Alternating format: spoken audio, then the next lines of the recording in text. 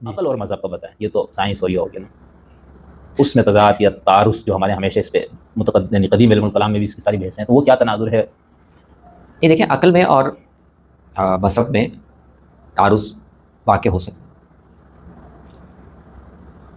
अकल से, क्योंकि अकल जो है वो तो एक सलाहियत का नाम है ना। इस पे ये अहम बात है कि अकल को किस माने में इस्तेमाल मेरा सवाल वो हमारे मुतकल्लिमीन ने, इमाम गज़ाली ने और इब्न तैमिया